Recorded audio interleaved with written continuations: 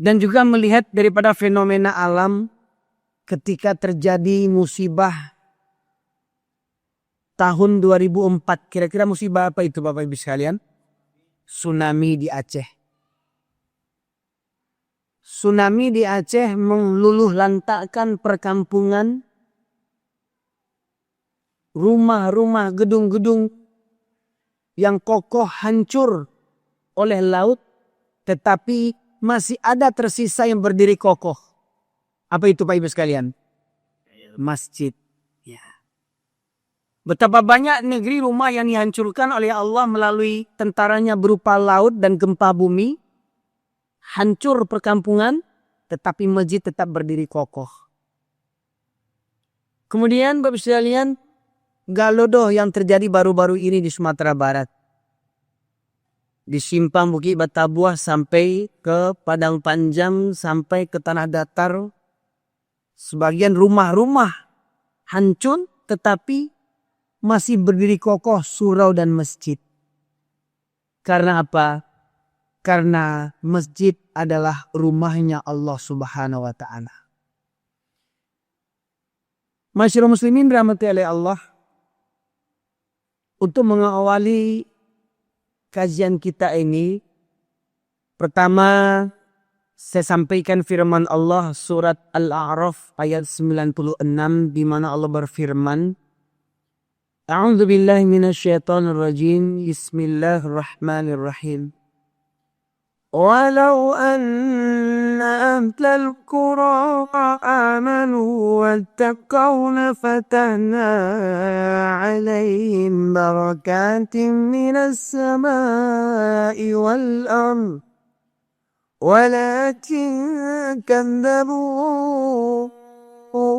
walakin kadzabu fa'akhadnahum bima kanu yaksibun.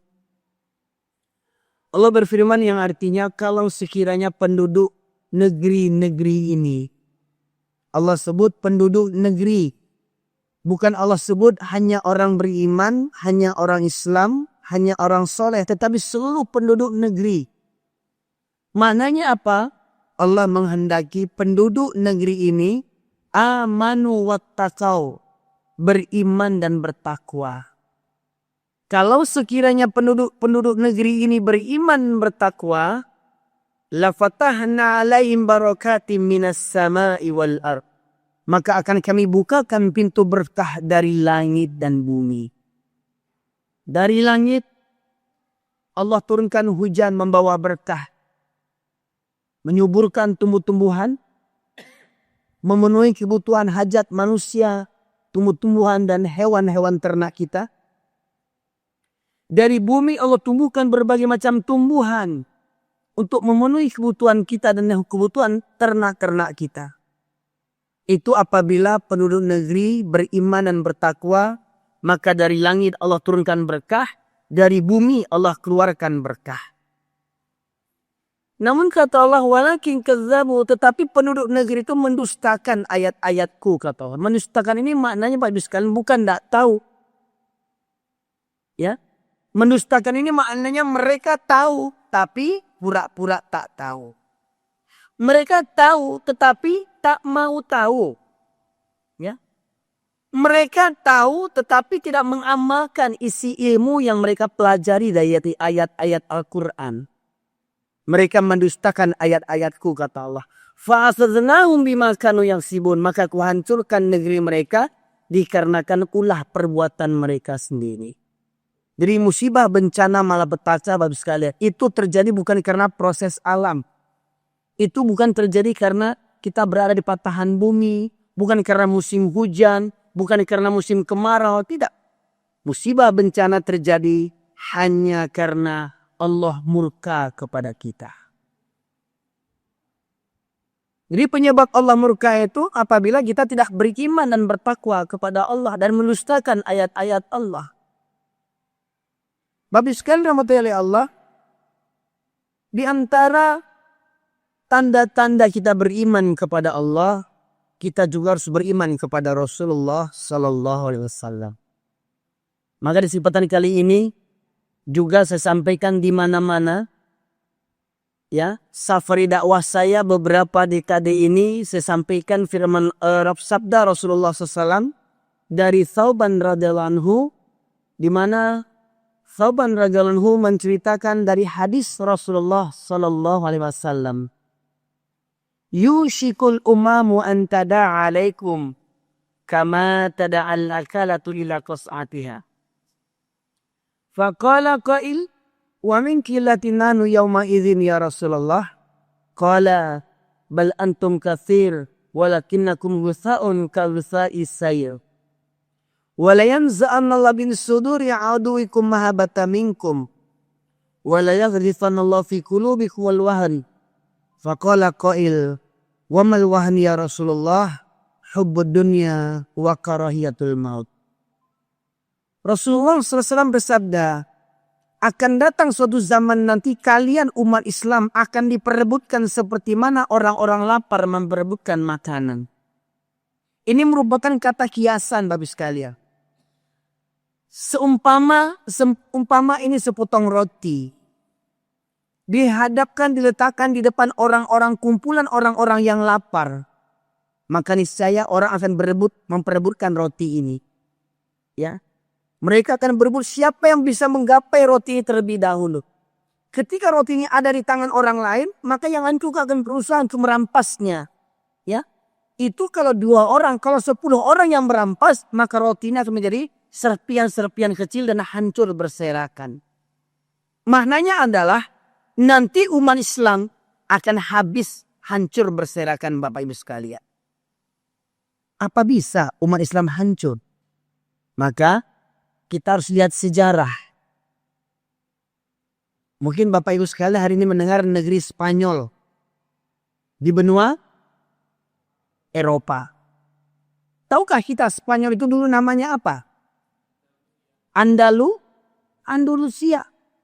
Andalusia itu negara seperti apa? Andalusia itu negara yang di bawah naungan Islam. Selama 800 tahun. Islam berjaya di benua Eropa. Ingat, di benua Eropa itu dulu mayoritas Islam Bapak Ibu sekalian. 800 tahun Andalusia berjaya di sana. Namun akhirnya umat Islam habis sehabis-habisnya. Musnah semusnah-musnahnya, hancur sehancur-hancurnya Bapak Ibu sekalian. Makanya tidak heran kalau kita melihat di negeri Rusia, sekalian, dulu yang Uni Soviet, ada Bapak Ibu yang pernah pergi ke Soviet, Rusia? Ada? Bapak ada pernah pergi Pak? Bapak ini belum? Ke Rusia belum pernah? Sama kita Pak. Ya. Tetapi kita lihat di berita-berita, di televisi-televisi, di Rusia tuh ada tidak bangunan-bangunan yang berbentuk kubah masjid? Banyak ya? Mananya apa? Dulu Rusia itu juga banyak mayoritas Muslim. Contohnya Chechnya, Dagestan, Kyrgyzstan. Ya. Hingga setelah Uni Soviet dulu hancur karena memerangi Afghanistan. Hingga akhirnya negara-negara yang dulu beragama Islam ingin memisahkan diri dari Uni Soviet. Maknanya apa? Uni Soviet, 2 negara yang terbesar kedua di dunia setelah Cina, itu dulu mayoritas beragama Islam Bapak sekali. Tetapi Islam ketika itu habis sehabis-habisnya. Maknanya tidak ada jaminan dalam sebuah negeri Islam akan tetap kekal. Tetapi agama Islam akan tetap kekal di bumi Allah ini. Ingat, bumi Allah ini tidak hanya benua Asia, tidak ada di benua Afrika. Islam tetap akan dijaga Allah di langit maupun di bumi. Tetapi tidak ada jaminan dalam sebuah negeri Islam itu akan tetap berjaya, akan tetap ada. Kenapa bisa begitu? Nah, para sahabat pun bertanya kepada Rasulullah, kenapa bisa begitu? Kenapa umat Islam ini diperebutkan seperti mana orang-orang lapar memperebutkan makanan? Bertanyalah salah seorang sahabat. Apakah ketika itu umat Islam jumlahnya sedikit? Apakah ketika itu umat Islam jumlahnya minoritas? Sampai tertindas, sampai diperangi, sampai musnah, sampai habis? Apa kata Rasulullah? Bahkan ketika kalian diperangi itu, jumlah kalian adalah umat yang mayoritas. Bahkan saat itu kalian mayoritas penduduk yang terbesar di negeri itu. Ya, umat agama Islam yang terbesar di negeri itu. Maknanya di negeri itu kalian umat yang terbesar, umat yang terbanyak. Tetapi kenapa bisa musnah? Ya, apa kata Rasulullah? Kalian banyak, tetapi banyaknya kalian seperti buih di atas air. Baik sekalian. Contoh nih, teh talua ya, Masya Allah. Ya. Contoh teh talua Pak Ibu sekalian. Ada air, ada buih. Mana yang lebih membahayakan air dibandingkan buih? Kalau kita tenggelam di buih, masih bisa berdiri tidak? Tenggelam di buih. Masih bisa bernapas enggak? Tapi kalau tenggelam di air, bisa mati kita. Ya, maknanya apa? Air lebih kuat dibandingkan buih. Nah, Rasulullah katakan nanti kan di akhir zaman banyaknya kalian seperti buih.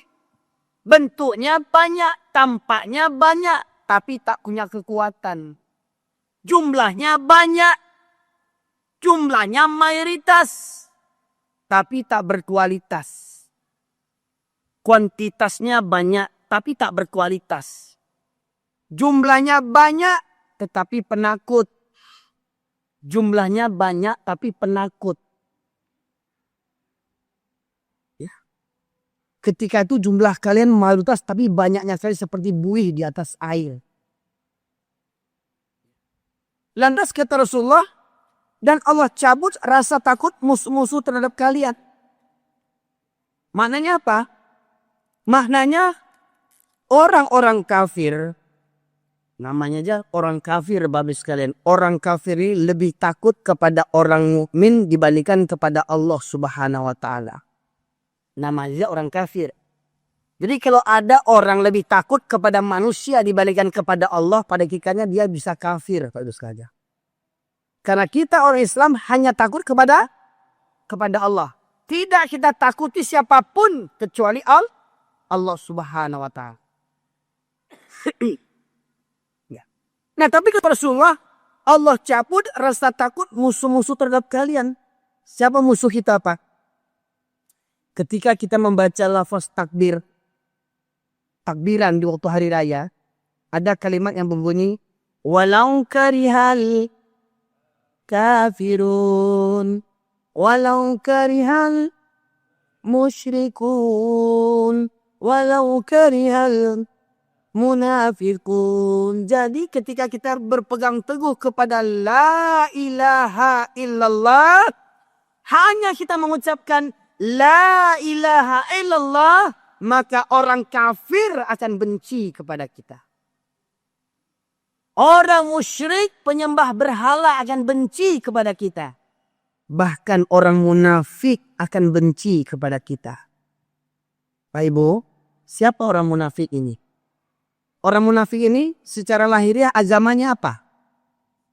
Orang munafik ini secara lahiriah KTP-nya Islam.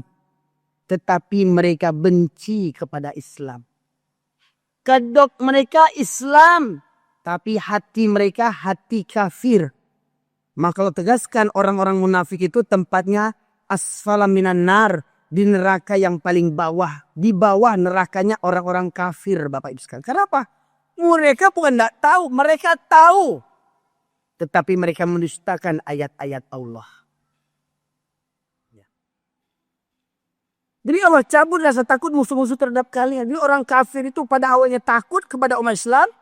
Namun akhirnya orang kafir tidak ada takut kepada umat Islam. Walau umat Islam jumlahnya banyak.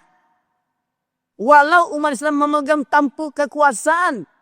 Presidennya Islam, wakil presiden Islam, menteri-menterinya Islam, tentara-tentaranya Islam, polisi aparatnya Islam, penduduknya banyak Islam. Tapi orang kafir yang sedikit tidak takut kepada umat yang mayoritas.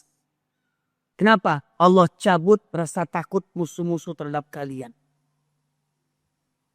Kemudian Allah hunjamkan ke dalam hati kalian umat Islam wabah penyakit yang lebih parah daripada corona.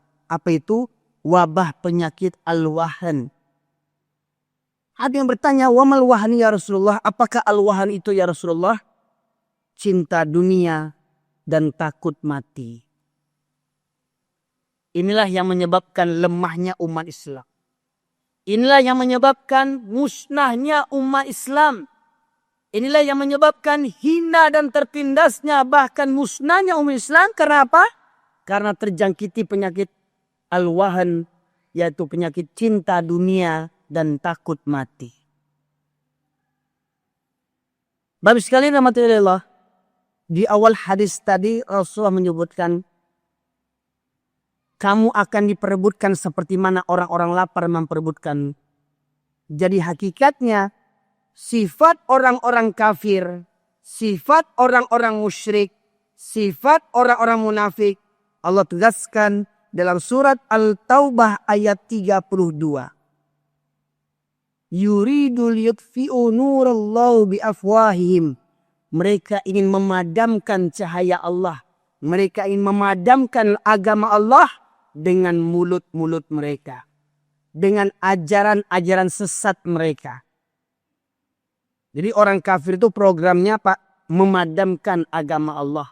Orang kafir itu programnya memerangi agama Allah, memusnahkan agama Allah. Dan niscaya agama Allah tidak akan pernah musnah. Tetapi, saya katakan tadi, tetapi dalam sebuah negeri tidak ada jaminan Islam itu akan tetap jaya apabila penduduk negeri itu lebih cinta dunia dan takut mati. Ingat bah, program orang kafir, walan tarada tadi, surat At-Taubah 31, yang berikutnya surat Al-Baqarah 120, walan tarada ankal yahudu walan nasara hatta tattabi'a millatahum. Orang Yahudi dan Nasrani tidak akan pernah reda, tidak akan pernah rela, tidak akan pernah senang kepada kalian umat Islam sampai kalian umat Islam mengikuti tata cara hidup mereka, mengikuti agama mereka.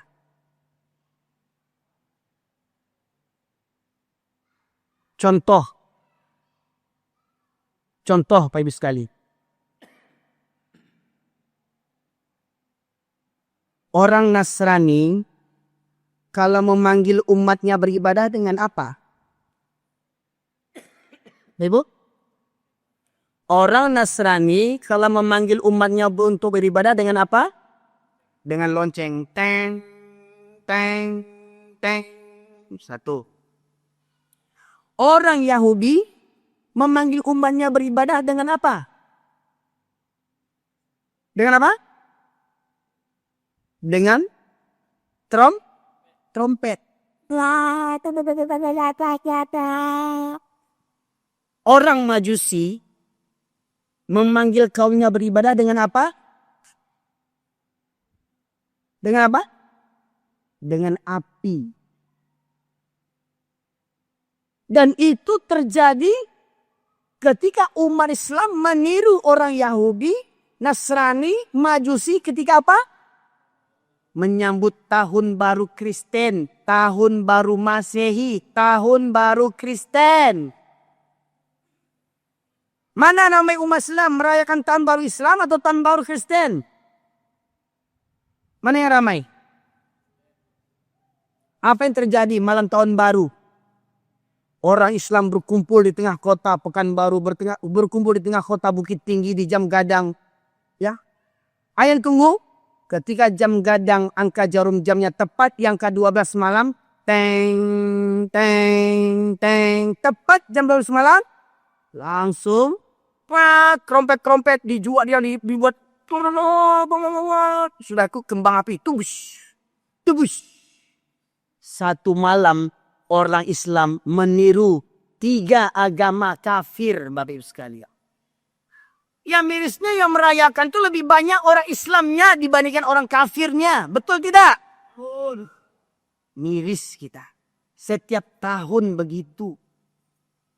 Yang jual trompet agamanya apa? Yang beli trompet?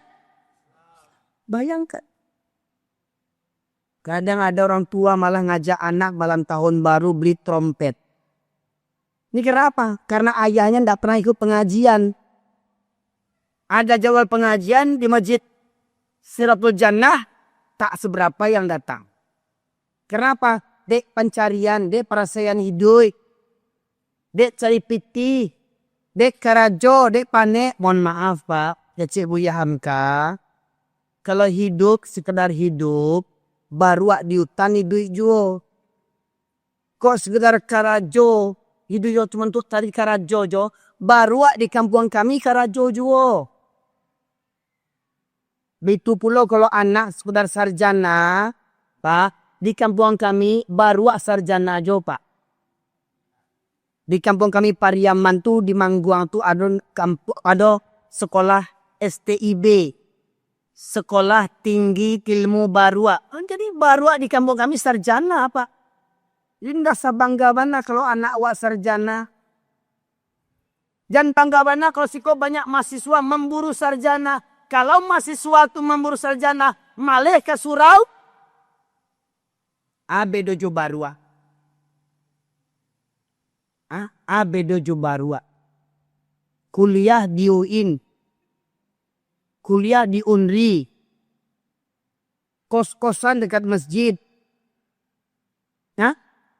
Jarang berangkat ke masjid. Abe dojo barua. Sebab barua di kampung kami sekolah jo, sekolah tinggi ilmu barua. Jadi barua pemaji Karambia di Pariaman tuh sarjana tuh Pak S1. Tapi barua tuh tidak pernah ke surau. Barua tuh tidak pernah menengah pengajian. Sebabnya barua. Ya. Jadi kalau ada mahasiswa malah ke surau, mahasiswa barua.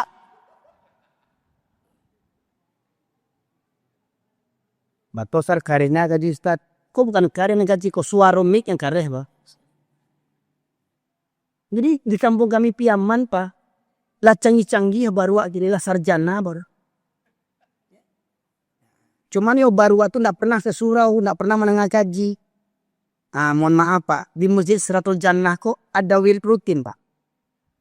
Berapa kali seminggu? Sebulan 2 kali. Sebulan 2 kali. Pengajian itu disebut santapan apa itu? Santapan rohani. Jasad kita terdiri daripada berapa unsur? Jasmani dan rohani. Supaya kita sehat, panjang umur, badan kuat, kita ngapain? Santapan apa? Santapan jasmani. Ini contohnya santapan jasmani. Ini contohnya nih. Bismillahirrahmanirrahim. Enak ya. Ini contoh santapan jasmani. Makan, minum, santapan jasmani. Kita sehari berapa kali makan Pak? Bangun tidur sarapan. Tengah hari makan siang. Larut malam makan malam. Belum yang tambahan. Somai, bakso, cilok, tahu. Macam lah telur gulung. Ya. Yang wajibnya saja sehari 3 kali kita makan. Supaya apa? Supaya badan sehat. Raga hidup. Ya. Nah coba untuk santapan rohani itu supaya apa? Supaya hati kita sehat. Cukupkah santapan rohani 2 bulan sebulan 2 kali? Cukup Pak? Coba kira-kira dibalik. Ngaji seminggu 3 kali, seminggu 3 kali, ya, dengan makan sebulan 2 kali. Kira-kira sehat nak kita? Makan 2 bulan sekali, makan nasi, minum air sebulan 2 kali. Kira-kira badan kita gimana? Cungkring jadi mumi macam Fir'aun Pak Ibu sekalian. Nah kalau kita mengaji 2 minggu sekali, apa yang mati? Khatamallahu ala qulubihim wa ala sam'ihim wa ala absarin. Ghisyaratun wa lahum adzamun azim. Allah kunci mati hatinya, pendengarannya, penglihatannya. Maka baginya Allah kunci mati hatinya. Berawal dari apa? fi qulubihim maradun fazadahumullahu maradha. Dalam hati mereka ada penyakit, lalu Allah tambah penyakitnya. Jadi Pak, berkaitan tentang Al-Quran, umat manusia akan terbagi menjadi 3 bagian. Yang pertama, orang yang beriman. Orang beriman akan menerima hakikat Al-Quran sepenuhnya. Tanpa ragu-ragu. Mereka menerima Al-Quran dengan sepenuhnya tanpa ragu-ragu. Itu orang beriman. Yang kedua, orang kafir. Mereka menolak serta-merta Al-Quran ini. Yang ketiga, mereka menerima Al-Quran, mendengarkan Al-Quran, tetapi mereka sami'na wa asaina. Apa katanya? Kami dengar dan kami lalaikan. Kami dengar, kami tahu, tapi ya kaji itu tahu, kami cuma dia mengarajuan undaknya aja. Atau dia tahu. Orang munafik itu tahu sholat hukumnya wajib. Orang munafik itu tahu meninggalkan sholat itu dosa besar. Tapi ada lagi orang, ayah orang Islam 7 keturunan. Orang Minang pula lagi. Ada yang sholat seminggu sekali. Ada enggak? Mengaku orang Minang tuh buat malu orang Minang dia. Ya. Sabananya Pak, orang Minang kok orang yang paling alim di dunia. Mohon maaf Pak yo. Bukan tenang dengan merendahkan orang-orang yang lain enggak. Terus terang Pak. Yang punya falsafah adat bersenikan syara. Syara bersenikan kitabullah. Syara mengata adat memakai. Mohon maaf, orang Melayu udah punya itu enggak? Wong Jawa enak ikut lah. Enak nak wong Jawa kau yang mana? Orang enak. Ya. Orang Batak apa lagi nang adong mah. Ya. Yang punya falsafah itu cuman orang Minang. Nah, kalaulah orang Minang berpegang teguh kepada falsafah adat tadi, niscaya orang Minang lah yang paling soleh di muka bumi ini. Adat bersenikan syara, adat orang Minangkabau itu ditopang dengan syara syariat syariat Islam. Syara bahasa ini kitabullah. Syariat Islam itu bersumberkan daripada kitabullah Al-Quran. Syara mengatur, adat memakai. Apa yang ditetapkan oleh syara, itu dah yang dipakai oleh adat orang Minangkabau. Jadi kalau orang Minangkabau beradai, orang Minang yang paham dengan syariat Islam. Dan syariat Islam setelah mengucapkan 2 kalimat syahadat, syariat Islam yang pertama adalah mendirikan sholat. Semestinya tidak ada orang Minang yang meninggalkan sholat. Semestinya begitu kalau orang Minang yang beradai. Semestinya tidak ada parusi Minangkabau yang tidak berjilbab. Sebab syarak mengatur adat memakai. Surat Al-Ahzab ayat 59. Hai Nabi, katakan kepada istri-istrimu, anak-anak perempuanmu dan istri-istri orang mukmin, hendaklah mereka mengulurkan jilbabnya ke seluruh tubuh mereka. Jadi wanita muslimah itu, orang parusi Minangkabau itu ciri-cirinya menutup aurat. Pertanyaannya, ada enggak yang keluar rumah perempuan-perempuan yang tak berjilbab yang beragama Islam? Ada enggak? Ada enggak yang parusi Minangkabau keluar rumah enggak berjilbab? Ada enggak? Jangan mengaku Islam jole. Jangan mengaku Minangkabau le. Ya. Semestinya orang Minangkabau yang paling soleh di muka bumi ini. Semestinya orang Minangkabau yang meramikan masjid ini. Mohon maaf Pak. Ada botol ini 2 lagi. Botol aku boleh juga. Dan saya minta tolong. Buya Ardi. Biar pindah Buya. LCWC. Buka surat An-Nisa ayat 102. Kok Pak? Kalau orang Minang beradai, maka syarak mengatur adat memakai. Syarak Minang itu bersumber dengan Al-Quran. Betul Pak? Lah banyak orang Minang nanti bawa gini kok Pak. Ada banyak orang Minang kok. Lah ya Alhamdulillah. Maka Pak. Di mana tuh? Baso, di Baso. Ya. Orang Biaman apa? Orang Biaman. Lea Jawa si koma. Ya. Ya, kita dengarkan sara mangato dari kitabullah. Surat An-Nisa, surat keempat ayat 102. Ada Ya. 112. Gigi.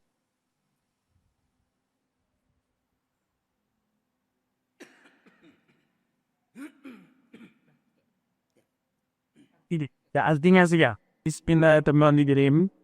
Dan apabila engkau Hai. Ya. dan apabila engkau Rahman. Dan apabila engkau Muhammad. Ini Muhammad siapa maksudnya? Maksudnya siapa? Nabi Muhammad. Nabi Muhammad SAW. Lanjut. Berada di tengah-tengah mereka sahabatmu. Berada di tengah-tengah mereka sahabatmu. Siapa sahabat Nabi ini? Di antaranya Abu Bakar, Umar, Utsman, Ali, kaum muhajirin dan kaum Ansor. Berada di tengah-tengah sahabatmu. Lalu engkau hendak melaksanakan sholat bersama-sama mereka. Melaksanakan sholat bersama mereka. Itu sholat apa, Pak? Sholat apa? Sholat berjamaah. Lanjut. Maka hendaklah segolongan dari mereka berdiri sholat besertamu dan menyandang senjata mereka. Sholat besertamu dan menyandang senjata. Itu sholat di mana, Pak? Sholat besertamu secara berjamaah dan menyandang senjata. Sholat di mana? Sholat dalam kondisi perang. Pak, apa taruhan sholat di medan perang, Pak? Apa taruhannya? Taruhannya nyawa, Pak. Bisa orang akan memerangi kita menunggu kita sholat.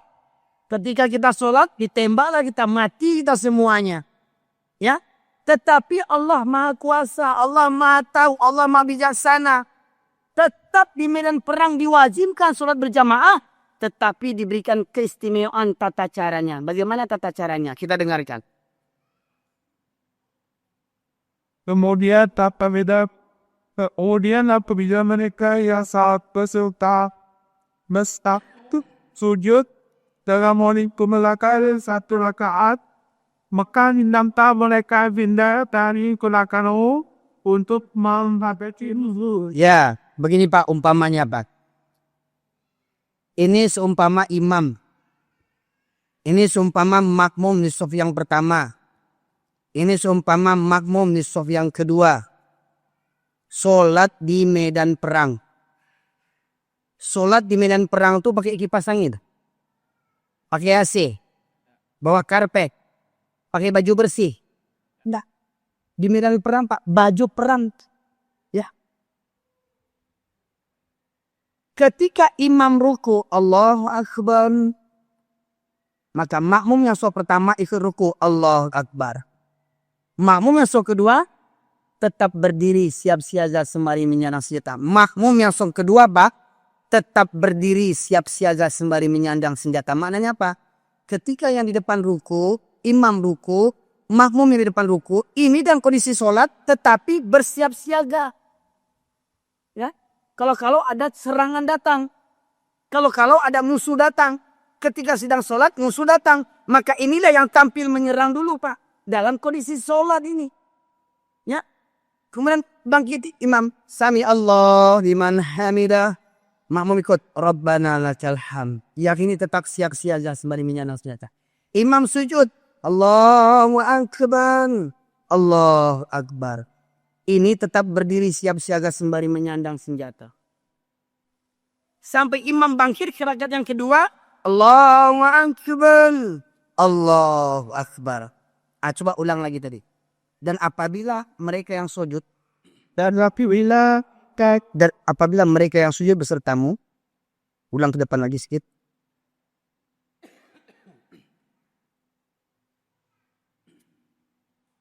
Kemudian apabila mereka yang salat bersamamu sujud telah menyempurnakan satu rakaat, Orang yang sholat istamu sujud telah menyempurnakan satu rakaat,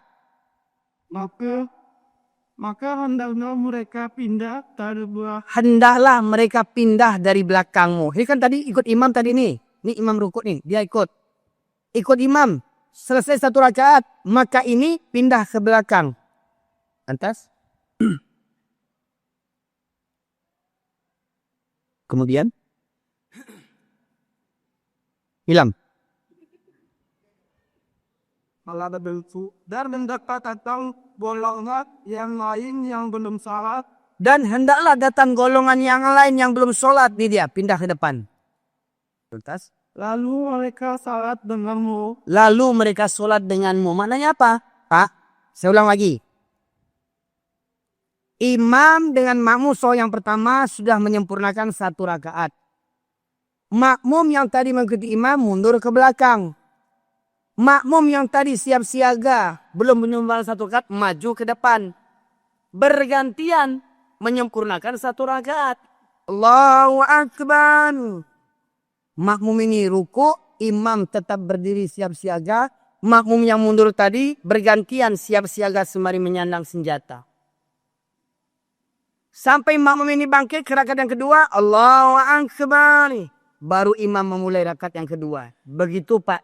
Syarak mengatur adat memakai. Jadi semestinya orang Minangkabau yang paham jo adat, yang mengerti jo syarak, hendaknya laki-laki Minangkabau wajib menjaga sholat berjamaah. Walau di medan perang, nyawa sebagai taruhannya. Walau di medan perang.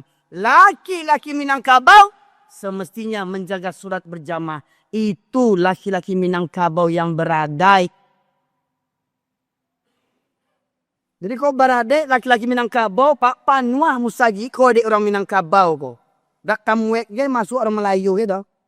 Mohon maaf kau Pak, pamuannya Pak. Orang Minangkabau dari Magek, dari Bukit Tinggi, dari Pariaman, dari Pasisia, dari Dugu Basuang, dari Singkarak. Tumpah ruah. Di mana masjid berkumandang azan, maka orang Minang yang akan meramaikannya. Nah, kenyataannya Pak kini Pak. Kini Pak kenyataannya. Lai orang Minang meramian surau. Lai orang Minang meramian surau. Kadang azan. Allahu Akbar, Allahu Akbar. Masih ada juga bampok di lapau. Sia tu. Hah? Orang Batak atau orang Minang? Lah tadang azan bampok je di lapau le. Itu orang Minang yang tak beradai. Padusi Minangkabau semestinya padusi yang paling solehah di muka bumi ini. Takkan keluar rumah wanita Minangkabau tanpa menutup aurat. Tapi nyatanya gini Pak. Banyak wanita Minangkabau yang keluar rumah tidak menutup aurat. Betul nak? Oh Ustaz, itu kan banyak orang Jawa baik tujuannya. Orang Batak baik tujuannya. Iya orang Jawa baik tujuan. Tapi kan yang punya falsafah bantuan bukan cuma orang Minang. Yang punya falsafah adat bersihkan sarak bersihkan kitabullah, sarak mengatari. Maka kecuali orang Minang yang punya. Semestinya orang Minang itulah yang memberikan contoh tauladan bagi kaum yang lainnya. Bukan orang Minang menjadi tungkek dan membawa rabah. Semestinya begitu Pak Ibu sekalian. Kalau di sensus lah Pak, lingkungan ini Pak.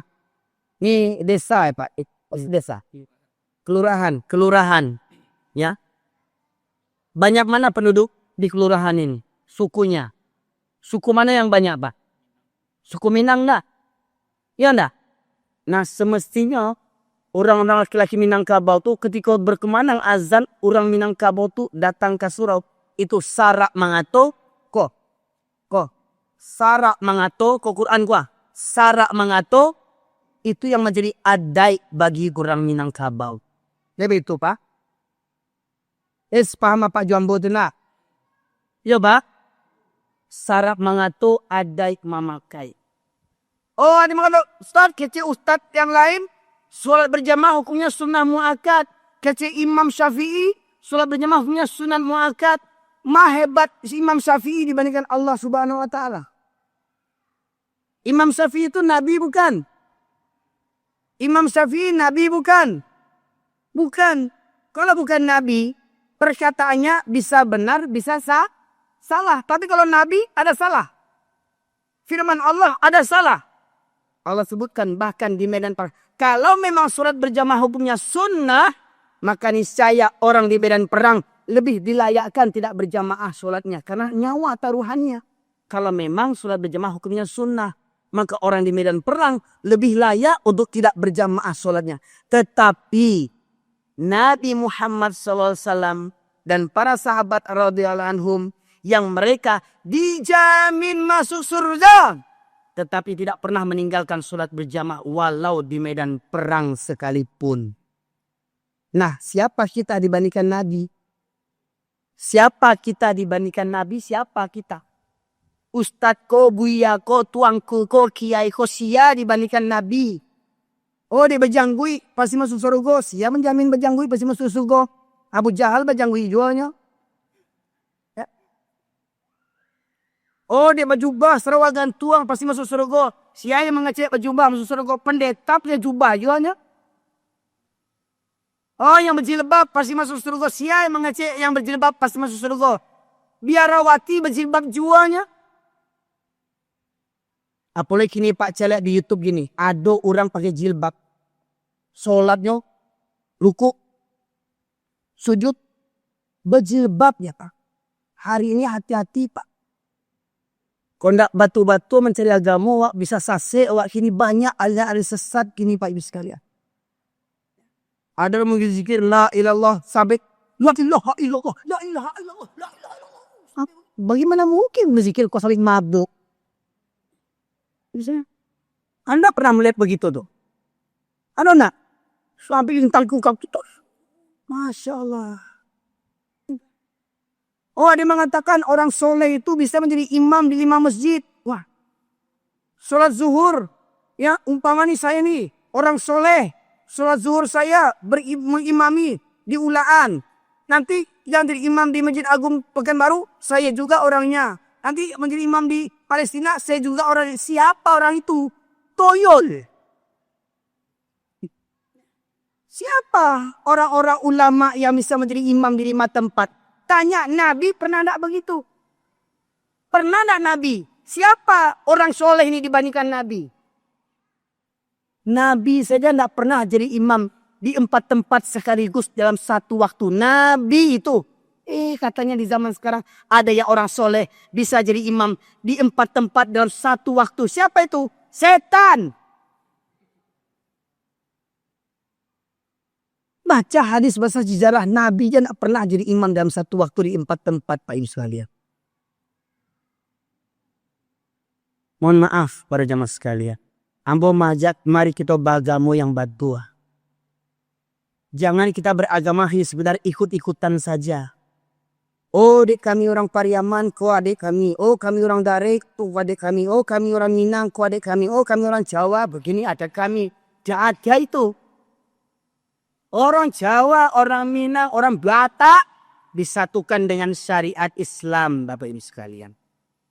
Maka Islamlah yang menyatukan kita. Jangan pula sama-sama berjenggot, sama-sama berjubah, karena nggak satu pengajian jadi musuh-musuhan. Jenggot sama panjang, jubah sama gantung, celana sama cingkrang, jidar sama hitam, karena satu pengajian, ketemu di jalan, Assalamualaikum. Dicalik lu atas ke bawah, kawan apa indah kau? Waalaikumsalam. Jawehnya masam.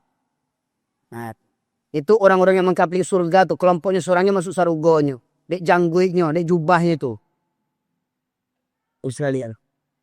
Banyak di akhir zaman orang-orang yang bantu atau memecah belah agama Allah. Wah. Ya. Ini masyarakat muslimin rahmati Allah. Oke. Terima kasih. Asisten. Ya. Itu di antara syarat mengatur tentang sholat berjamaah. Bapak Ibu sekalian. Nah, jadi dari hadis yang Allah sebutkan tadi, Rasulullah sebutkan tadi. Allah cabut rasa takut musuh-musuh terhadap kalian. Ya. terungkaplah makar daripada orang Yahudi dalam sebuah konferensi. Seorang tokoh Yahudi bernama Golda Meir menyatakan, menyebutkan apa katanya? Kita tidak perlu takut kepada umat Islam selagi masjidnya umat Islam di waktu subuh tidak seramai seperti waktu sholat Jumat. Bayangkan Pak, apa kata tokoh Yahudi tadi? Kita tidak perlu takut kepada umat Islam selagi masjidnya umat Islam di waktu subuh tidak seramai seperti waktu sholat Jumat. Bayangkan Pak. Selagi masjid kita besar atau kecil, sholat subuhnya jamaahnya tidak penuh seperti sholat Jumat, orang kafir tidak akan takut kepada umat Islam. Walau umat Islam jumlahnya banyak. Contoh tuh, Israel. Berapa banyak orang Israel di dunia ini? Bahkan pada hakikatnya Israel itu tidak punya negara. Merampas negeri Palestina. Berpuluh tahun mereka bantai saudara kita di Palestina. Anak kecil, wanita hamil, orang tua, rumah sakit mereka hancurkan. Masjid mereka hancurkan. Mereka tidak gentar. Karena apa? Karena banyak negara-negara Islam di sekeliling Palestina itu. Orang yang cinta dunia dan takut mati. Pemimpin negara-negara Arab yang beragama Islam tak berani membela saudara di Palestina ketika saudaranya dizolimi. Sementara Israel, orang yang zolim, dibela oleh Amerika. Dibela oleh Inggris, Jerman, Prancis. Pesawatnya datang, kapalnya datang, tentaranya datang membela Israel. Nah, saudara di Palestina siapa yang membela? Nyaris tidak ada negara-negara Islam yang benar-benar membela saudara kita di Palestina. Kenapa? Orang Yahudi itu tahu mereka tidak akan takut. Kenapa? Banyak pemimpin-pemimpin Islam hari ini yang cinta dunia dan takut mati. Jadi kenapa mereka mengukur kekuatan umat Islam dari masjid, dari jamaah subuh? Karena mereka meyakini hadis Rasulullah. Apa kata Rasulullah? 2 solat yang berat bagi orang munafik. Itu solat Isya dan solat subuh berjamaah. Berat bagi orang munafik. Maka kata Buya Hamka, kalau kalian ingin melihat orang Islam, lihat waktu solat 2 hari raya dan solat Jumat. Orang Islam keluar tit. Nan pampok tibo. Nan koruptor tibo. Nan agen togel guys tibo tuh. Ya. Nan hari-hari Juanjiang tibo. Hari Jumat tuh. Hari Jumat. Ya. Tetapi kalau ingin melihat orang beriman kata Buya Hamka, lihat waktu sholat subuh. Siapa yang rutin datang sholat subuh, itulah orang yang beriman. Makanya lihat waktu sholat subuh. Ramai tidak seperti sholat Jumat? Berapa jumlahnya yang datang sholat subuh? Dan siapa yang datang? Kebanyakan. Nah nih tadi sekalian. Ibu-ibu. Bu. Ibu-ibu kalau ingin cari menantu. Cari di masjid waktu subuh. Siapa yang rajin ke masjid. Rutin ke masjid waktu subuh. Ambil jadi menantu. Walau umurnya 60 tahun. 70 tahun. Bapak tul. Saya yakin menantu itu ini akan selingkuh lagi nih. Apa selanjutnya Pak? Aduh ibu apa? Aduh ibu rupanya. Aku aja. Tampol ya. Sebab hari ini yang gaek-gaek kok yang masih surau kini yang muda-muda manya. Maya muda-muda. Yang pandeka sile, pandeka patata putiti, manya. Yang pandeka tambu tasa, tu toko. Dia tambu tasa dia betabui, goyang-goyang paloko. Lesolanda yang tambu tasa tu, ubili namanya. Yesarin. Caliak waktu subuh. Siapa yang rutin datang waktu subuh, itulah orang yang beriman. Dan ambil jadi menantu. Walau umurnya 65-70 tahun. Ya. Yakin lebih banyak pengalaman daripada menantu yang umurnya 25 tahun. Cobalah. Walau mungkin casingnya agak lain. Tapi mesinnya mesin Jepang gitu Pak istilah. Nggak percaya bu, coba cek. Pilih. Ya. Sebab hari ini begitu. Masjid di waktu subuh tidak diminati oleh para laki-laki. Ketahuilah, perjalanan yang terjauh dan terberat bagi seorang laki-laki. Ibu, perjalanan yang terjauh dan terberat bagi seorang laki-laki adalah perjalanan ke masjid. Berapa banyak anak mahasiswa merantau ke Pekanbaru, kos di sini. Kok dari siangnya, dari Pasir Pengarayan, dari Bagan Batu, dari Talua, kuliah di Pekanbaru, kos di sini. Pertanyaannya, berapa banyak yang berangkat ke masjid waktu subuh? Berapa banyak yang berangkat ke masjid waktu subuh?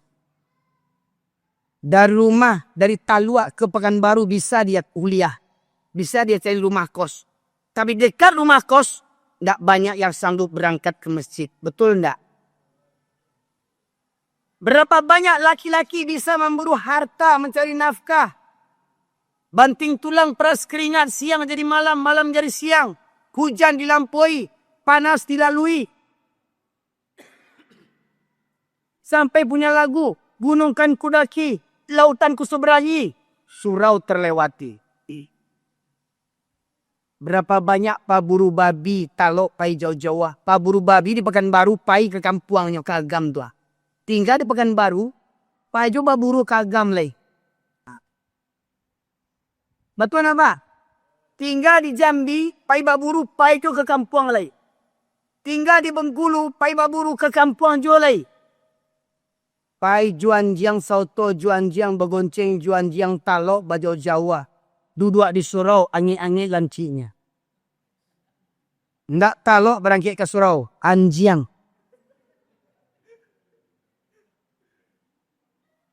Betul sir, karehna ke Ustaz, tak tolong balik. Supaya yang salah paham para jemaah sekalian, kareh bana kan Ustaz Erwin Komah tu. Surat ke-7. Surat ke-7 ayat 176.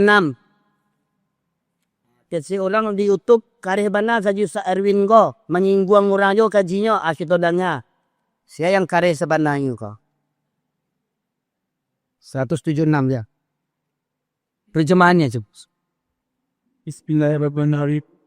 Dan sekiranya kami menghendaki niscaya kami tinggikan derajatnya dengan ayat-ayat itu, tetapi dia cenderung kepada dunia dan mengikuti keinginannya yang rendah.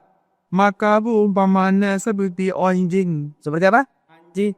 Kok lemah bacanya seperti apa? Anjing. Atau Allah yang berapa? Ulang lagi. Kalau kami menghendaki. Dan kalau kami menghendaki. Ya. Dan sekiranya kami menghendaki niscaya kami tinggikan derajatnya dengan ayat-ayat itu. Dari Pak. Yang membuat derajat kita tinggi bukan di derajat tua awak. Yang membuat derajat awak tinggi bukan di awak orang Minang dan Baradai. Yang membuat galawak tinggi bukan di awak pejabat. Bukan di awak orang kayo, bukan di gubernur, bukan di anggota dewan. Yang membuat kita mulia ketika kita memahami Al-Quran. Itulah letak kemuliaan kita. Tetapi kata Allah,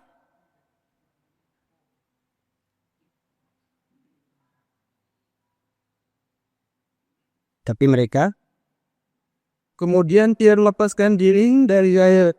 tidak sebelumnya. 175, 176. Tetapi dia cenderung kepada dunia dan mengikuti keinginannya yang rendah. Nah, tetapi mereka cenderung kepada dunia. Maknanya apa? Lebih banyak waktunya habis untuk urusan dunia daripada habis untuk mengkaji Al-Quran. Lebih banyak habis waktunya untuk urusan dunia. Dari rumah ke musaji bara jauhnya. Dari rumah ke musaji bara paneknya. Dari rumah ke musaji bara habis pitihnya. Dah kayaknya ke musaji. Tapi kalau pai baburu bara jauhnya. Pai baburu sia kawannya. Anjang-anjangnya kawannya ada. Ya. Ibu sekalian. Maka orang tu sanggup pergi berburu berjauh-jauh kilometer tetapi ke masjid dah sanggup. Maka kata Allah, perumpamaannya, Maka pengelolaannya seperti anjing. tuh, perumpamanya seperti anjing kata Allah. Orang yang sanggup untuk urusan dunia, kemana-mana tapi tidak sanggup ke masjid. Anjing kata Allah. Kata Allah Pak. Yang baca si Rai Arnini. Ya. Tandai mukanya nih Pak. Yang menyebut nama anjing ini beliau ini bukan saya. Baik. Nah, sampai Allah sebut dengan anjing Pak. Hati-hati nih pemuda-pemuda. Kenapa kok pemuda sanggup main handphone berjam-jam, nonton bola, sanggup di laptop. Tapi ke masjid sungguh nggak banyak, nggak sanggup ke masjid. Banyak pemuda-pemuda anjing sekarang ini Bapak sekali.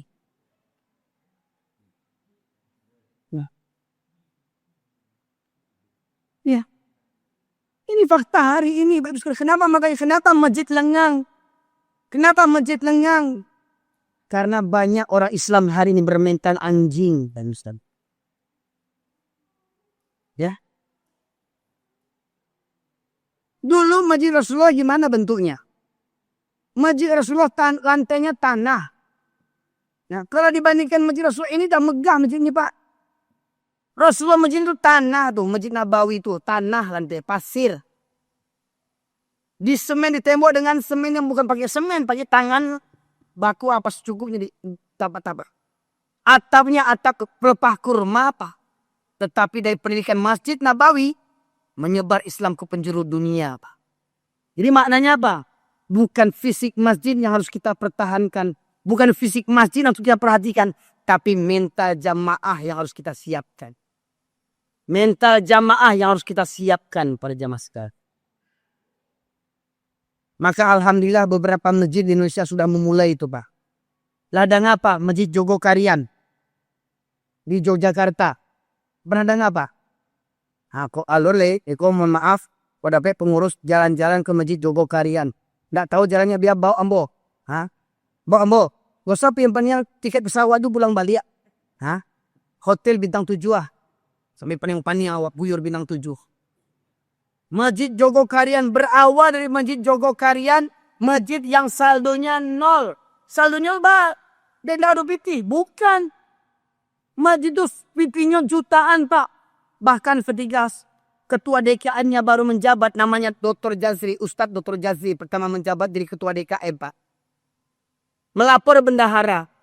Apa kata bendahara? Pak Ustadz, ini ada jamaah yang mau meminjam uang masjid untuk berobat. Ada jamaah meminjam uang masjid untuk berobat. Biaya berobat keluarganya. Memang gak ada duit. Tanya sama Ustadz Jazri, berapa uang kas kita? Uang kas kita 42 juta Ustadz. Ya. Kata Dr. Jazri apa? Jangan kasih pinjam. Kata Dr. Jazri, ketua DKM-nya, jangan kasih pinjam. Berikan. Pak, berikan. Jangan dipinjami. Berikan. Karena itu uang umat dan akan kembali kepada umat. Kira-kira kalau pengurus Iko bantu atu ada enggak bisa bantu atu? Hah? Tapi cali lo sakit ini dulu. Umpamu ambo jamaah Siko. Minta ke ketua. Pak, ambo menyalam pitih 50 juta Pak untuk berobek. Berobek apa? Berobek panau Pak. Panau nak sitong. Berobek panau 50 juta biaya panau atu. Ya. Dr. Jazri Pak jamaahnya minjam duit untuk berobat. Uang kas masjid 42 juta. Apa kata Dr. Jazri? Berikan semuanya. Akhirnya apa? Habis uang kas masjid. 0.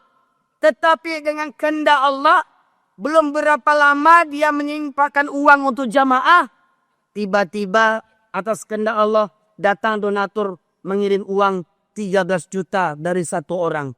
Tiba-tiba saja Pak. Setelah itu datang pula orang yang kedua transfer uang 20 juta. Saat itu juga Pak, dah berapa hitungan lama. Berlebih babaliak pitih itu Pak dari jalan yang lain. Kok dapat urus musaji bantu atu. Tapi yo cari jo jamaahnya ya bat siana jo ikut selam ko jamaah tu bampo jo kerja lu tak pitih jo bu. Batu ampo tu sama mencuang ya. Laka susah baru ke musajinya. Ya. Waktu sana-sana orang azan bampo aja lapau.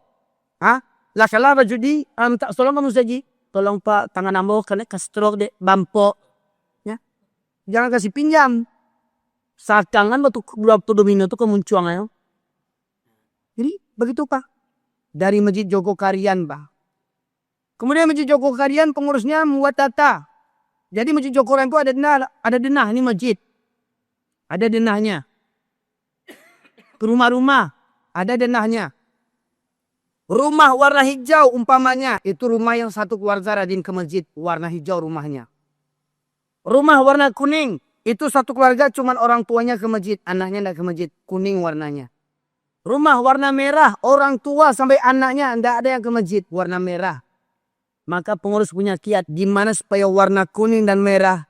Mereka bisa menjadi warna hijau. Didatangi ke rumah. Kenapa tidak ke masjid? Oh alasan karena gak khusyuk. Karena banyak hutang. Gak khusyuk. Karena modal usaha gak ada. Akhirnya apa? Masjid yang melunasi hutangnya Pak. Masjid yang melunasi hutang jamaah itu Pak. Oh karena banyak hutang. Hutangnya kenapa? Saya berhutang modal usaha Pak. Kemudian bangkrut. Yang gak balik kemudiannya. Jadi itu yang membuat nak khusus sholat. Iya Pak. Dipinjamin modal. Mari setelah ini rajin sholat.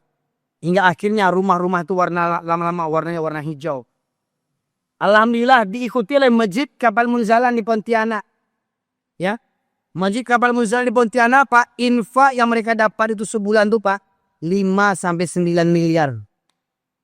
Infak sebulan. 5-9 miliar.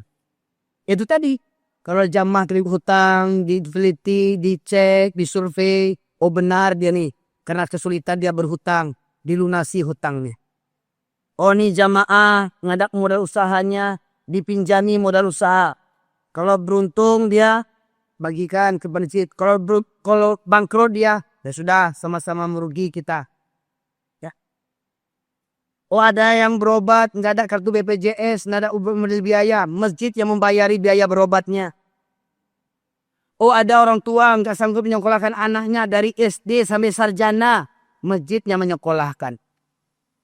Kalau begitu masjid Pak, gimana nggak makmur umat ini Pak Ibu sekalian. Makanya bahkan masjid itu Pak menjemput jamaah. Kenapa? Masjid itu sekeliling banyak orang Nasrani. Jadi orang Islam itu rumahnya jauh-jauh.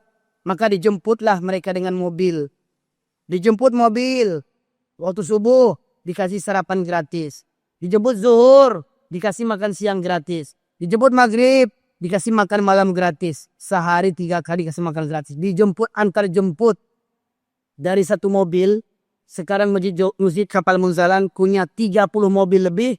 3 diantaranya mobil Alphard Pak. Mobil Alphard untuk jamaah. Mobil Alphard dapat wakaf dari orang kaya. 3 mobil Alphard untuk menjemput jamaah sholat. Dari rumah ke masjid antar pulang tadi sekali.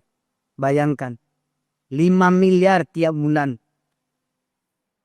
Nah mereka ingin gimana masjid-masjid Indonesia ini bisa kaya seperti begitu. Maka dibukalah pelatihan PMB. Pelatihan Masjid Bilioner. Pelatihan Masjid Bilioner. Alhamdulillah saya sudah ikut pelatihannya. Saya ikut di pelatihan yang kelima. PMB yang kelima. Pelatihan Masjid Bilioner yang kelima. Dan kemudian dari Masjid Kapal Munzalan itu lahirlah Masjid Al-Falah di Sragen.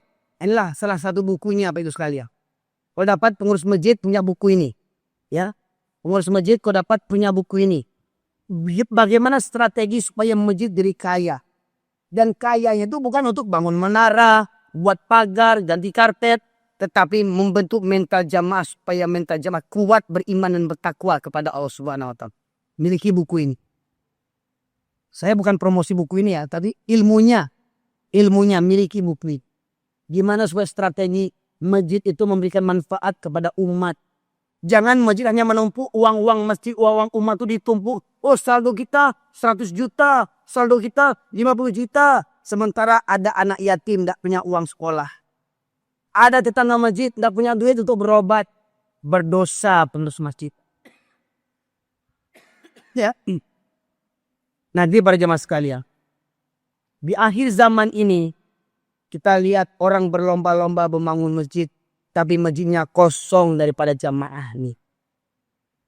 Maka mari kita buat strategi. Bagaimana strategi agar jamaah ramai? Ada 8 strategi agar jamaah subuh bisa ramai seperti jamaah sholat Jumat. 8 strateginya Bapak Ibu sekalian. Tapi karena mengingat waktu, ya, kalau mau sampaikan, pokoknya sampai pagi tidak selesai kalau 8 strategi kok Bapak Ibu sekalian. Ya, insya Allah, kok diundang mau balik, mau kupas balik, kok diundang ya. 8 strategi agar jamaah subuh bisa seramai jamaah sholat Jumat. Ya, di antaranya Pak, saya kasih bocoran juga, nggak sampai hati saya. Saya kasih bocoran untuk pengurus masjid. Yang pertama, buat inovasi pengurus. Apa itu? Yang pertama, Masjid Jogokarian, Masjid Kapal Munzalan, Masjid Al-Falah, ada lagi masjid baru, Masjid Sejuta Pemuda, ada masjid namanya Usmuhu Yahya. Masjidnya buka 24 jam. Jangan mau kalah masjid dengan kafe. Kafe bisa buka sampai tengah malam. Masa masjid tutup? Kafe disediakan wifi. Masa masjid nggak sediakan wifi untuk pemuda? Seberikan wifi untuk pemuda. Bahkan masjid Sejuta Pemuda Pak. Kalau ada jamaah yang tertidur di masjid. Itu dibangunkan bukan diusir. Dibangunkan dikasih bantal. Dikasih bantal. Jadi jangan maaf. Jangan ada masjid terus dilarang tidur di masjid. Atau masjid kurang ajar. Itu mohon maaf Pak ya. Ya. Dilarang tidur di masjid, itu masjid kurang ajar. Ya. Masjid Sejuta Pemuda, jamaah tidur itu dibangunkan, dikasih bantal. Dikasih kasur gulung yang bisa digulung. Ya. Kemudian kalau ada jamaah, habis sholat, ingin santai, ingin istirahat. Dikasih kopi barista. Apa kopi barista itu? Kopi sekas kafe. Ya, macam kafe kopinya. Dikasih kopi, dikasih snack. Jamaahnya yang habis sholat Pak. Dikasih kopi, dikasih snack. Masjid membuka makan gratis. Sehari 3 kali masjid memberikan makan gratis. Dari mana uangnya? Dari donatur, bukan dari masjid. Ketika masjid memulainya, diposting di sosial media, diposting macam begini, di-share ke video, ke YouTube, ke Facebook. Insya Allah Pak, donaturnya bukan dari orang Pekanbaru. Bisa dari donaturnya dari orang Kalimantan, orang Arab Saudi, orang Korea Pak nanti. Yakin tak kita itu? Jadi mohon maaf Pak, jangan kecil hati kalau masjid kita begini. Jangan kecil hati. Oke, kita selesaikan ini. Tetapi jangan lupa, bina mental jamaah masjid. Bina mental jamaah masjid. Kemudian, materi yang bisa dilaksanakan buat program mabit namanya. Apa mabit tuh? Malam bina iman dan takwa. Kalau dapat Pak, diawali sebulan sekali, diajak remaja mahasiswa tuh tidur di masjid, malam minggu tidur di masjid. Seperti apa bentuk acaranya? Setelah sholat isya, semua jamaahnya tahsin tajwid Al-Quran. Istirahat. Kemudian kalau perlu lagi, nonton bareng. Tapi bukan nonton bola Indonesia sama Korea, bukan. Ya, nonton bareng seperti film Salahuddin Al-Ayyubi, film tentang Al-Fatih, film tentang perjuangan Islam Pak, supaya pemuda ini tahu tentang sejarah Islam. Nonton bareng. Habis nonton bareng, istirahat, tidur. Jam 3 bangun sholat tahajud berjamaah. Sholat tahajud berjamaah. Habis sholat tahajud berjamaah, muhasabah, dipimpin doa supaya menghayati doa itu, dibimbing doanya. Kemudian sambung dengan subuh berjamaah. Habis subuh berjamaah, kajian berjamaah, kajian tabligh akbar. Habis tabligh akbar, sarapan gratis. Usah mewah-mewah, katubek boleh tunjang juga seorang-seorang. Ya, usah mewah. Ya. Katubek boleh tunjang juga cukup itu. Ya. Kita luainya. Ambo yakin Pak. Ya. Insya Allah kalau itu bisa dimulai, donaturnya Pak bukan orang kampung. Jangankan itu, musaji awakku bisa selesai Pak. Masjid Kapal Munzalan yang dulunya kecil Pak, sekarang sudah membuat 7 lantai, tower 7 lantai Pak. Ya, apa diantaranya lantai itu isinya? Penginapan gratis bagi musafir, penginapan gratis sekelas bintang 4. Di Masjid Maju itu masjid buka 24 jam. Tidak ada tutup-tutup. Tapi disediakan security satpamnya Pak. Satpamnya ya jangan, tapi kita nanti dibuka pintu kotain Pak yang lari malahan kan? Ya. Apalagi orang awak itu.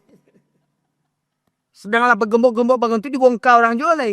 Ya, security-nya standby. Itulah ya. Digaji pula security-nya sesuai dengan UMR. Ya, fasilitas kamar mandi cukup, aman, nyaman. Mau mandi nyaman, mau ke WC nyaman, mau berwudu nyaman. Nggak ada kunci-kunci, buka 24 jam. Nah itu Pak. Semarahkan subuh berkah. Di Jawa itu Pak, seminggu sekali jadi pasar gratis. Jadi di masjid itu ada berbagai macam sayur mayur gratis untuk jamaah. Nah, pertanyaannya, kenapa di Jawa bisa kita tidak bisa? Kenapa di Jawa bisa kita tidak bisa? Karena kita belum memulai ini. Nah, ya enggak Pak? Tapi kalau kita mau memulainya, insya Allah yakin Allah Maha Kaya. Ya, sekalian. Allah akan gerakkan hati-hati orang kaya untuk berinfak Pak. Ya, nah, insya Allah itu gerakan bagaimana supaya masjid ini bisa menjadi corong kebangkitan umat Islam Pak. Jadilah masjid yang melayani umat. Ya, jadi masjid Jogokarian tuh Pak. Kalau di masjid kan di luar kan tertulis tuh. Bagi pengendara sepeda motor harap diiringi dengan kunci ganda. Karena kalau sepeda motor Anda hilang, pengurus masjid tidak bertanggung jawab. Itu pengurus yang tidak bertanggung jawab namanya. Masjid Jogokarian, jangankan sendal. Sendal hilang diganti dengan sendal yang baru. Kadang kita Pak ke masjid, sendal kita hilang. Pengurus apa? Hilang sendal. Onde kasihannya. Jangan terompak tuh pulang juga. Jalan kaki wak pulang dah. Pengurus masjid mencari itu ipoyo. Ya. Nggak di Balian wak terompak baru bahkan kemalunya wak jalan kaki wak dah. Arwah pakai jas. Terompak mengkilek. Serawak mengkilek. Kasih ayam. Orang dalam ngomong sih orang. Ya.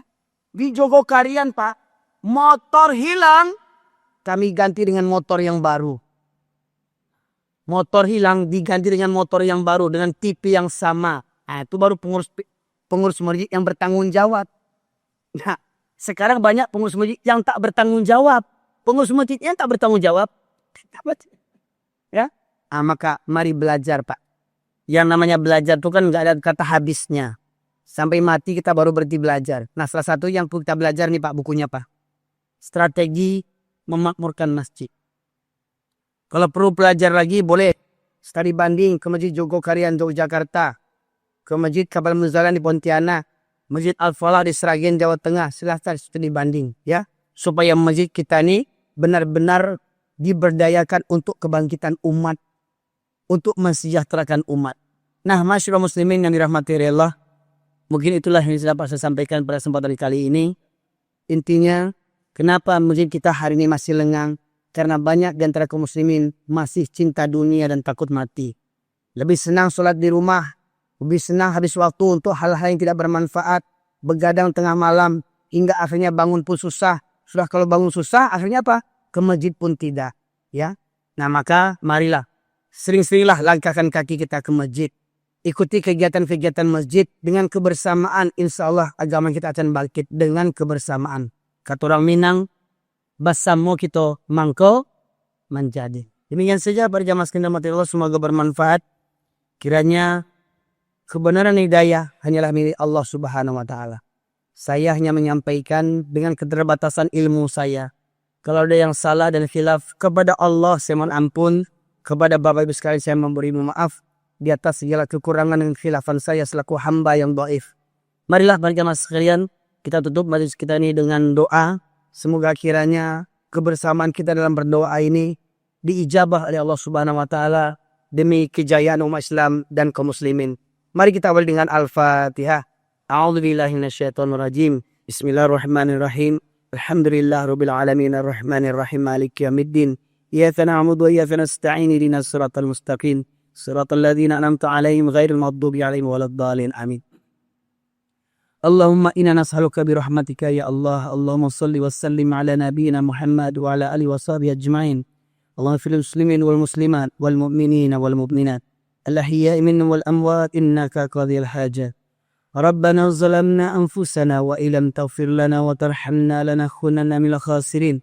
Rabbana لا تزغ قلوبنا بعد إذ هديتنا وهب لنا من لدنك رحمة إنك أنت الوهاب اللهم أرنا الحق حقا وارزقنا اتباعه وأرنا الباطل باطلا وارزقنا اجتنابه اللهم اغفر لنا ولوالدينا وارحمهما كما ربيانا صغيرا ربنا هب لنا من أزواجنا وذرياتنا قرة أعين واجعلنا للمتقين إماما اللهم ربنا لا تؤاخذنا إن نسينا أو أخطأنا ربنا ولا تحمل علينا إصرا كما حملته على الذين من قبلنا ربنا ولا تحملنا ما لا طاقة لنا به واعف عنا واغفر لنا وارحمنا أنت مولانا فانصرنا على القوم الكافرين اللهم انصر المسلمين والمجاهدين في فلسطين اللهم انصر المسلمين والمجاهدين في فلسطين اللهم انصر المسلمين والمجاهدين في فلسطين اللهم انصر المسلمين والمجاهدين في كل مكان في كل زمن يا الله